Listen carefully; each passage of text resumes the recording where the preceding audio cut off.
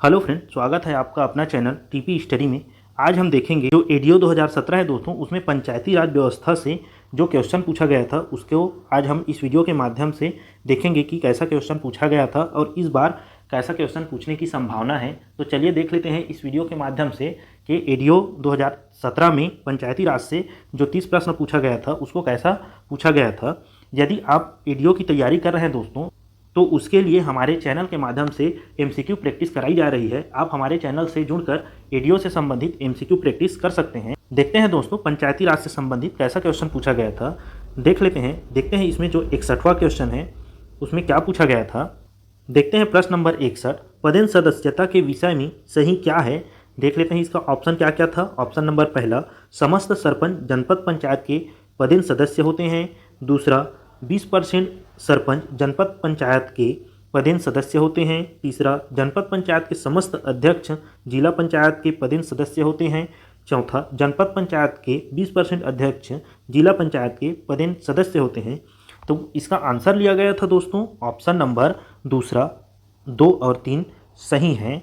यहाँ सही कथन पूछा है, तब की स्थिति में 2 और 3 को इसका आंसर लिया गया था। अगला क्वेश्चन देख लेते हैं, प्रश्न नंबर 62, ग्राम पंचायत के सरपंच के प्रत्यावर्तन के विषय में क्या सही है। देखते हैं इसका ऑप्शन नंबर पहला, गुप्त मतदान द्वारा। दूसरा, खुला मतदान द्वारा। तीसरा, ग्राम सभा में उपस्थित सदस्यों के बहुमत से। चौथा, ग्राम सभा में उपस्थित सदस्यों के 2/3 बहुमत से। पांचवा, ग्राम सभा के समस्त मतदाता के बहुमत से। तब इसका आंसर लिया गया था दोस्तों ऑप्शन नंबर सी, 1 और 5। जो 1 और 5 है दोस्तों, गुप्त मतदान द्वारा और ग्राम पंचायत के समस्त मतदाताओं के बहुमत से, यही सत्य है दोस्तों। इसको आप लोग ध्यान देंगे। चलिए अगला देखते हैं, प्रश्न नंबर 63 में क्या पूछा गया था। देख लेते हैं प्रश्न नंबर 63 में क्या पूछा है। प्रश्न नंबर 63 में पूछा है, जनपद पंचायत के उपाध्यक्ष के विरुद्ध अविश्वास प्रस्ताव पारित करने के विषय में सही है। देख लेते हैं दोस्तों, जो जनपद पंचायत उपाध्यक्ष है उसके विरुद्ध अविश्वास प्रस्ताव पारित करने के विषय में क्या सही है उसको देखते हैं। इसका ऑप्शन क्या क्या था। ऑप्शन नंबर पहला, प्रस्ताव कुल सदस्यों के स्पष्ट बहुमत से पारित होना चाहिए। दूसरा, प्रस्ताव कुल सदस्यों के 2/3 बहुमत से पारित होना चाहिए। तीसरा, प्रस्ताव उपस्थित और मतदान करने वाले सदस्यों के 2/3 बहुमत से पारित होना चाहिए। चौथा, प्रस्ताव उपस्थित तथा मतदान करने वाले सदस्यों के 3/4 बहुमत से पारित होना चाहिए। पांचवा, ऐसे सम्मेलन की अध्यक्षता जनपद पंचायत का अध्यक्ष करेगा। छठवां, ऐसे सम्मेलन की अध्यक्षता एक शासकीय अधिकारी करेगा। तब इसका आंसर लिया गया था दोस्तों ऑप्शन नंबर डी, 2, 4, 6। इसको आप लोग ध्यान देंगे कि ऐसा क्वेश्चन पूछा गया था। अगला देखते हैं, प्रश्न नंबर 64 क्या पूछा गया था। निम्न में से कौन से कार्य ग्राम पंचायत के द्वारा किए जाते हैं। देखिए दोस्तों, यहाँ ग्राम पंचायत के कार्य पूछा गया है। देख लेते हैं इसका ऑप्शन क्या क्या था। ऑप्शन नंबर पहला, स्वच्छता। दूसरा, सफाई। तीसरा, सार्वजनिक नव घाटों का प्रबंध। चौथा, ग्रामीण सड़क का निर्माण। पांचवा, जनसाधारण के बीच सामान्य चेतना की वृद्धि करना। छठवां, एकीकृत ग्रामीण विकास। तो इसका आंसर लिया गया था दोस्तों ऑप्शन नंबर सी, 1, 2, 4 और 5। 1, 2, 4, 5 को इसका आंसर लिया गया था। तो इसको आप लोग ध्यान देंगे कि कौन कौन सा है उसको। चलिए अगला देखते हैं, प्रश्न नंबर 65। देखिए प्रश्न नंबर 65 में क्या पूछा गया था। सार्वजनिक वितरण प्रणाली के अंतर्गत उचित मूल्य की दुकान की स्थापना, रख रखाव और देखरेख का कार्य कौन करता है। देख लेते हैं इसका ऑप्शन क्या क्या था। ऑप्शन नंबर पहला, ग्राम पंचायत। दूसरा, जनपद पंचायत के निर्देश पर ग्राम पंचायत। तीसरा, जिला पंचायत के निर्देश पर ग्राम पंचायत। चौथा, राज्य सरकार के निर्देश पर ग्राम पंचायत। इसका आंसर लिया गया था दोस्तों ऑप्शन नंबर ए, ग्राम पंचायत। अगला देख लेते हैं, प्रश्न नंबर 66 क्या पूछा था। प्रश्न नंबर 66 में पूछा है दोस्तों, विभिन्न कार्यक्रमों के अधीन हितग्राहियों के चुनाव का अनुमोदन कौन करता है। देख लेते हैं इसका ऑप्शन क्या क्या था। ऑप्शन नंबर पहला, ग्राम सभा। दूसरा, ग्राम पंचायत। तीसरा, जनपद पंचायत। चौथा, जिला पंचायत। इसका आंसर लिया गया था दोस्तों ऑप्शन नंबर पहला, ग्राम पंचायत। अगला देखते हैं, प्रश्न नंबर 67, पंचायत वनों के संरक्षण की जिम्मेदारी किसकी है। देख लेते हैं इसका ऑप्शन क्या क्या था। ऑप्शन नंबर पहला, वन विभाग। दूसरा, ग्राम पंचायत। तीसरा, जनपद पंचायत। चौथा, जिला पंचायत। इसका आंसर लिया गया था दोस्तों ऑप्शन नंबर बी, ग्राम पंचायत। अगला देख लेते हैं, प्रश्न नंबर 68वां को कि क्या पूछा गया था। देखते हैं प्रश्न नंबर 68 में क्या पूछा गया था। ग्राम सभा की परिभाषा के संदर्भ में रिक्त स्थान की पूर्ति कीजिए। देखते हैं इसमें क्या बोला गया था। ग्राम पंचायत के क्षेत्र के भीतर समाविष्ट किसी खाली स्थान संबंधित निर्वाचक नामावली में पंजीकृत व्यक्ति से मिलकर बनने वाला कोई निकाय ग्राम सभा होता है। देखते हैं इसके ऑप्शन में कि खाली स्थान में कौन कौन सा आएगा। तो ऑप्शन क्या क्या है इसमें। ऑप्शन पहला आदर्श ग्राम, दूसरा वन ग्राम, तीसरा राजस्व ग्राम, चौथा अनुसूचित ग्राम। इसका आंसर लिया गया था दोस्तों ऑप्शन नंबर दूसरा जो बी है उसको 2 या 3 जो वन ग्राम या राजस्व ग्राम इसका आंसर आएगा दोस्तों। आप लोग ध्यान देंगे इसको। चलिए अगला देखते हैं। प्रश्न नंबर 69 में क्या पूछा गया था। किसी ग्राम सभा की गढ़पूर्ति के विषय में सही क्या है। यहाँ देखिए दोस्तों जो ग्राम सभा है उसकी गढ़पूर्ति के विषय में सही क्या है पूछा है। देख लेते हैं इसका ऑप्शन क्या क्या था। ऑप्शन पहला ग्राम सभा की कुल संख्या का 1/10, दूसरा ग्राम सभा की कुल संख्या का 1/3, तीसरा ग्राम सभा की कुल संख्या का 1/2, चौथा ग्राम सभा में उपस्थित संख्या में 1/10 महिला, पांचवा ग्राम सभा में उपस्थित संख्या में 1/3 महिला, छठवां ग्राम सभा में उपस्थित संख्या में 1/2 महिला, सातवां सरपंच, उप सरपंच और पंच गढ़पूर्ति के लिए जवाबदेह होते हैं। तब इसका आंसर लिया गया था दोस्तों ऑप्शन नंबर चौथा जो डी है 1, 5, 7 को इसका आंसर लिया गया था। तो इसको आप लोग ध्यान देंगे। चलिए अगला देख लेते हैं। प्रश्न नंबर 70। देखिए प्रश्न नंबर 70 में क्या पूछा गया था। ग्राम सभा के संदर्भ में सही क्या है। देखिए दोस्तों जो ग्राम सभा है उसके संदर्भ में सही क्या है पूछा है। देख लेते हैं इसका ऑप्शन। ऑप्शन नंबर पहला ग्राम सभा की बैठकों की अध्यक्षता सरपंच करेगा, दूसरा सरपंच की अनुपस्थिति में उप सरपंच बैठक की अध्यक्षता करेगा, तीसरा सरपंच और उप सरपंच की उपस्थिति में ग्राम सभा पंचायत का वरिष्ठ पंच बैठक की अध्यक्षता करेगा, चौथा सरपंच और उप सरपंच की अनुपस्थिति में ग्राम सभा का वरिष्ठ सदस्य बैठक की अध्यक्षता करेगा, पांचवा सरपंच और उप सरपंच की अनुपस्थिति में बैठक में उपस्थित सदस्यों के बहुमत से चुना गया ग्राम सभा का सदस्य बैठक की अध्यक्षता करेगा, छठवां सरपंच और उप सरपंच की अनुपस्थिति में महिला पंच बैठक की अध्यक्षता करेगी। तो इसका आंसर लिया गया था दोस्तों ऑप्शन नंबर जो है सी 1, 2, 5। इसको आप लोग ध्यान देंगे। चलिए देखते हैं प्रश्न नंबर 71। वार्षिक कार्य योजना, हितग्राहियों का चयन, वार्षिक बजट, लेखा सम परीक्षा प्रतिवेदन, वार्षिक लेखा तथा प्रशासनिक प्रतिवेदन पर प्रस्ताव ग्राम सभा पारित कर सकती है। देखते हैं इसका ऑप्शन क्या क्या है। ऑप्शन नंबर पहला ग्राम सभा में सरपंच उपस्थित हो, दूसरा ग्राम सभा में सरपंच और उप सरपंच उपस्थित हो, तीसरा ग्राम सभा में सरपंच, उप सरपंच और समस्त पंच उपस्थित हो, चौथा ग्राम सभा में गढ़पूर्ति उपस्थित हो। देखिए दोस्तों इसका आंसर लिया गया था ऑप्शन नंबर डी ग्राम सभा में गढ़पूर्ति उपस्थित हो। अगला देख लेते हैं प्रश्न नंबर 72। प्रश्न नंबर 72 में क्या पूछा गया है दोस्तों। ग्राम पंचायत की स्थायी समितियों के विषय में सही है। देख लेते हैं दोस्तों जो ग्राम पंचायत में स्थायी समिति होती है उसके विषय में क्या सही है उसको देखते हैं। इसका ऑप्शन। ऑप्शन पहला ग्राम पंचायत में अधिकतम 3 स्थायी समितियां होती है, दूसरा ग्राम पंचायत में अधिकतम 5 स्थायी समितियां होती है, तीसरा एक व्यक्ति अधिकतम 2 समिति का सदस्य बन सकता है, चौथा एक व्यक्ति अधिकतम 3 समिति का सदस्य बन सकता है, पांचवा ग्राम पंचायत स्थायी समितियों पर नियंत्रण रखती है, छठवां ग्राम सभा स्थायी समितियों पर नियंत्रण रखती है। इसका आंसर लिया गया था दोस्तों ऑप्शन नंबर सी 2, 3, 5। इसको आप लोग देख लेंगे कि 2, 3, 5 में क्या क्या है उसको। अगला देखते हैं प्रश्न नंबर 73। जो प्रश्न नंबर 73 है दोस्तों इसको विलोपित कर दिया गया था इसको आप लोग ध्यान देंगे। प्रश्न नंबर 73 जो विलोपित किया गया था तो क्यों विलोपित किया गया था उसको आप लोग देख लेंगे। अगला देख लेते हैं प्रश्न नंबर 74। जिला पंचायत की शिक्षा समिति के विषय में सही क्या है। देखते हैं कि जिला पंचायत जो है उसमें शिक्षा समिति जो होती है उसके विषय में सही क्या है उसको देखते हैं। इसका ऑप्शन क्या कर दिया था। ऑप्शन नंबर पहला जिला पंचायत का अध्यक्ष इसका सभापति होता है, दूसरा जिला पंचायत का उपाध्यक्ष इसका सभापति होता है, तीसरा समिति के सदस्य सभापति का चुनाव करते हैं, चौथा समिति का एक महिला सदस्य का होना आवश्यक है, पांचवा समिति में एक अनुसूचित जनजाति के सदस्य होना आवश्यक है, छठवां समिति में अन्य पिछड़ा वर्ग का एक सदस्य होना आवश्यक है। इसका आंसर लिया गया था दोस्तों ऑप्शन नंबर डी 2, 4, 5, इसको आप लोग ध्यान देंगे कि 2, 4, 5 में क्या क्या बोला गया है उसको। अगला देख लेते हैं प्रश्न नंबर 75। प्रश्न नंबर 75 में क्या बोला गया है दोस्तों, सूची 1 को सूची 2 से सुमेलित कीजिए और नीचे दिए गए कूट की सहायता से सही उत्तर का चयन कीजिए। देखिए दोस्तों, सूची ए और सूची बी में, सूची ए में जिला पंचायत की समितियां दिया गया है और उसके कार्य, तो इसका आंसर लिया गया था ऑप्शन नंबर सी है, उसको इसका आंसर लिया गया था दोस्तों। तो इसको आप लोग देख लेंगे कि कौन कौन सा समिति का कौन कौन सा कार्य होता है उसको। अगला देख लेते हैं प्रश्न नंबर 76। प्रश्न नंबर 76 में क्या पूछा गया था दोस्तों, सरस्वती साइकिल योजना के बारे में सही है। देखिए यहाँ सरस्वती साइकिल योजना के बारे में पूछा है, देख लेते हैं इसका ऑप्शन क्या क्या है। ऑप्शन पहला, साइकिल छात्राओं को निःशुल्क दी जाती है। दूसरा, यह समस्त शालाओं में अध्ययनरत छात्राओं को दी जाती है। तीसरा, यह कक्षा 9वीं में प्रवेशित छात्राओं को दी जाती है।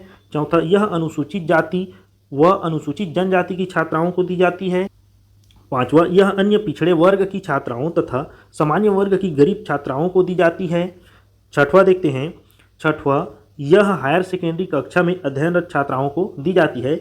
इसका आंसर लिया गया था दोस्तों ऑप्शन नंबर डी, 1, 3, 4, 5। तो देख लेंगे 1, 3, 4, 5 में क्या क्या बोला गया है उसको। अगला देखते हैं प्रश्न नंबर 77।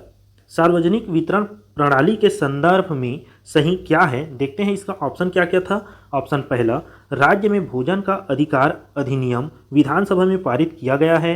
दूसरा, प्रति इकाई प्रति किलो 1 रुपये की दर से 7 किलो चावल दिया जाता है। तीसरा, जनजाति क्षेत्रों में आयोडीन युक्त नमक मुफ्त दिया जाता है। चौथा, जनजाति क्षेत्रों में प्रति किलो 5 रुपये की दर से 2 किलो चना दिया जाता है। इसका आंसर क्या लिया गया था दोस्तों, इसका आंसर लिया गया था ऑप्शन नंबर डी, 1, 2, 3 और 4। तो देख लेंगे 1, 2, 3 और 4 में क्या क्या है उसको। अगला देखते हैं प्रश्न नंबर 78। महात्मा गांधी राष्ट्रीय ग्रामीण रोजगार गारंटी योजना छत्तीसगढ़ में फरवरी 2006 में लागू की गई। प्रथम चरण में यह राज्य के 11 जिलों में लागू किया गया। निम्न सूची में से कौन से जिले इनमें सम्मिलित नहीं हैं। देख लेते हैं दोस्तों, जो प्रथम चरण में 11 जिलों में लागू किया गया था उसमें कौन से जिला सम्मिलित नहीं है। इसका ऑप्शन क्या क्या दिया था। ऑप्शन नंबर पहला, बस्तर, बिलासपुर, दंतेवाड़ा, धमतरी। दूसरा, जसपुर, कांकेर, कबीरधाम, कोरिया। तीसरा, रायपुर, कोरबा, महासमुंद। चौथा, रायगढ़, राजनांदगांव, सरगुजा। तो इसका आंसर लिया गया था दोस्तों ऑप्शन नंबर जो सी है, रायपुर, कोरबा, महासमुंद, जो 11 जिलों में सम्मिलित नहीं है। तो इसको आप लोग ध्यान देंगे। अगला देख लेते हैं प्रश्न नंबर 79 में क्या पूछा गया है। महात्मा गांधी राष्ट्रीय ग्रामीण रोजगार गारंटी योजना के संदर्भ में सही नहीं है, यहाँ सही नहीं है पूछा गया है दोस्तों मनरेगा के संबंध में। देख लेते हैं इसके ऑप्शन क्या क्या था। ऑप्शन नंबर पहला, व्यक्तियों को वर्ष में कम से कम 150 दिन का रोजगार दिया जाता है। दूसरा, यह अकुशल शारीरिक श्रम से संबंधित है। तीसरा, मजदूरी का भुगतान बैंक या डाकघर बचत खाता के माध्यम से किया जाता है। चौथा, मजदूरी और सामग्री का अनुपात 50:50 होता है। पांचवा देख लेते हैं क्या बोला है। पांचवा में मांग करने पर 1 सप्ताह के भीतर रोजगार दिया जाता है। छठवा, मनरेगा लोकपाल की व्यवस्था की गई है। देखते हैं इसका आंसर क्या लिया गया था। तो इसका आंसर लिया गया था दोस्तों ऑप्शन नंबर सी, 4 और 5 सत्य नहीं है। अगला देख लेते हैं प्रश्न नंबर 80। प्रधानमंत्री आवास योजना के विषय में सही क्या है। देख लेते हैं प्रधानमंत्री आवास योजना के विषय में क्या बोला गया है। देखते हैं इसका ऑप्शन नंबर पहला, आर्थिक सामाजिक जनगणना 2011 के आधार पर हितग्राहियों का चयन किया जाता है। दूसरा, बेघर लोगों को मकान के लिए राशि दी जाती है। तीसरा, पिछड़ी जाति और भिखारियों को मकान के लिए राशि दी जाती है। चौथा, राशि किस्तों में दी जाती है। इसका आंसर लिया गया था दोस्तों ऑप्शन नंबर चौथा है, 1, 2, 3, 4। तो इसको आप लोग ध्यान देंगे कि इसका आंसर 1, 2, 3, 4 लिया गया था। देखते हैं अगला क्वेश्चन प्रश्न नंबर 81। राष्ट्रीय ग्रामीण आजीविका मिशन के पंचसूत्र में क्या सुमेलित नहीं है। जो पंचसूत्र है दोस्तों उसमें क्या सुमेलित नहीं है पूछा गया है। देख लेते हैं इसका ऑप्शन नंबर पहला, नियमित साप्ताहिक बैठक। दूसरा, नियमित साप्ताहिक बचत। तीसरा, नियमित साप्ताहिक निवेश। चौथा, नियमित साप्ताहिक लेखा संधारण। इसका आंसर लिया गया था दोस्तों ऑप्शन नंबर सी, नियमित साप्ताहिक निवेश। अगला देख लेते हैं प्रश्न नंबर 82, 73वें संवैधानिक संशोधन के विषय में क्या सही है। देखते हैं इसका ऑप्शन क्या क्या था। ऑप्शन नंबर पहला, पंचायती राज व्यवस्था को संवैधानिक रूप दिया गया। दूसरा, पंचायती राज व्यवस्था को वैधानिक स्वरूप दिया गया। तीसरा, संविधान में एक नई अनुसूची जोड़ी गई। चौथा, इस संशोधन के कारण संविधान में 15 अनुच्छेदों की वृद्धि हुई। पांचवा, प्रजातंत्र को तीसरे स्तर पर लागू किया गया। इसका आंसर लिया गया था दोस्तों ऑप्शन नंबर सी, 1, 3, 5 को। तो इसको आप लोग ध्यान देंगे। चलिए अगला देख लेते हैं।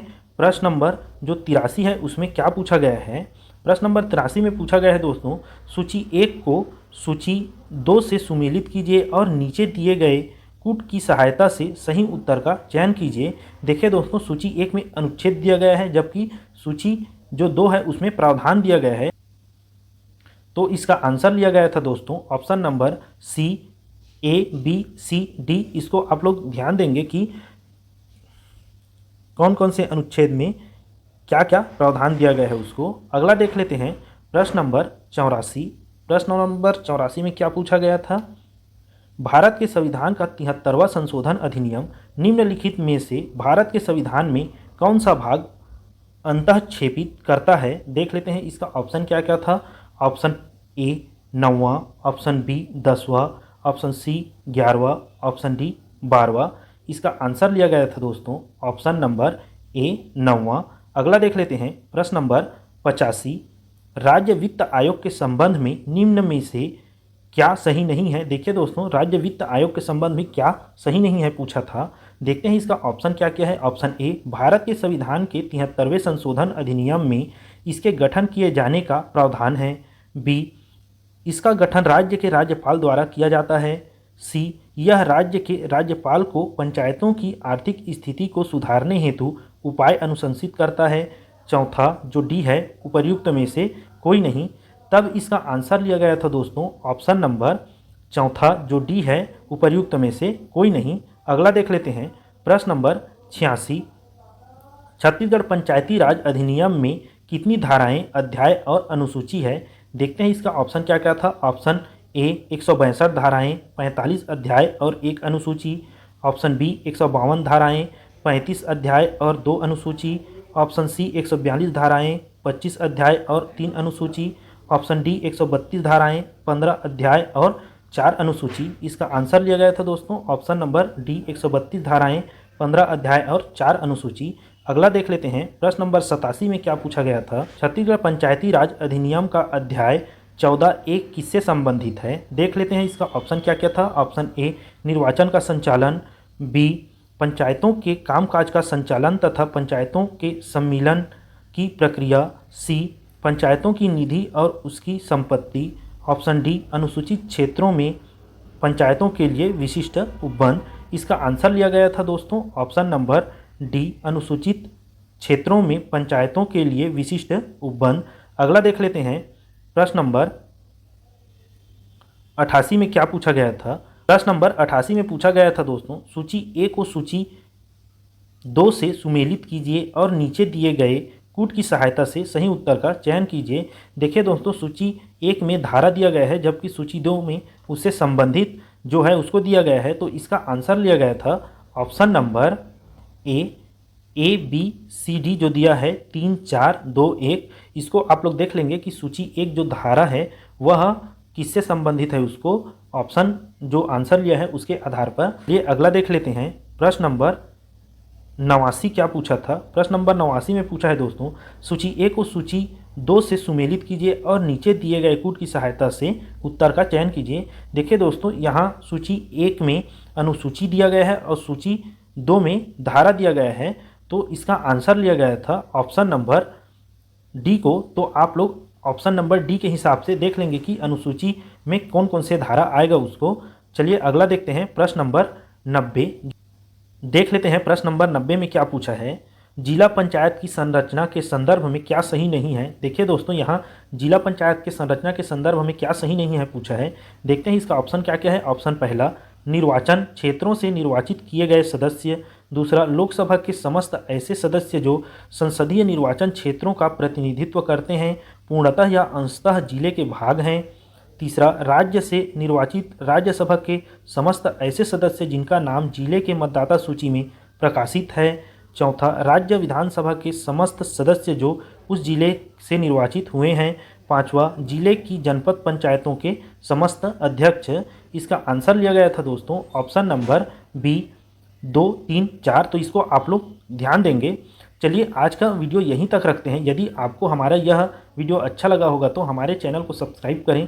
साथ ही हमारे चैनल के माध्यम से MCQ प्रैक्टिस कराई जाती है दोस्तों, तो आप हमसे जुड़ सकते हैं और छत्तीसगढ़ के सभी एग्ज़ाम की तैयारी कर सकते हैं। धन्यवाद दोस्तों।